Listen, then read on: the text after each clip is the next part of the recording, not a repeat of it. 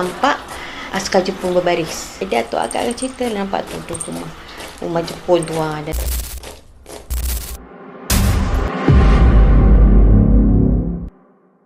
Semua orang tahu ini adalah showroom Proton AG Auto World Keluang.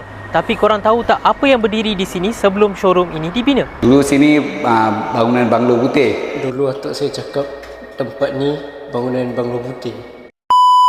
Bangunan ini dibina pada akhir tahun 90-an. Namun, kita tanya anak jati Keluang yang dah duduk sini selama lebih 30 tahun.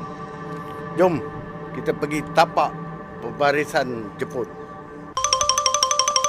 Inilah pembarisan kereta Proton untuk diservis. Jangan lupa booking dulu. Ada yang cerita banglo putih itu ada kaitan dengan pendudukan Jepun dan juga perigi buta. Betul ke bang? Betul? Nak tahu rahsianya? Ya, jom. Jom kita buka rahsia perigi buta itu. Hai, saya daripada Body and Paint Center. Kami menawarkan perkhidmatan pembaikan kereta daripada insurans sampailah jadi baru. Dari lokasi yang penuh cerita, kini menjadi tempat orang ramai untuk membeli kereta Proton idaman. Kalau korang anak jati Keluang, tahu tak cerita pasal ni? Share lah cerita korang dekat komen.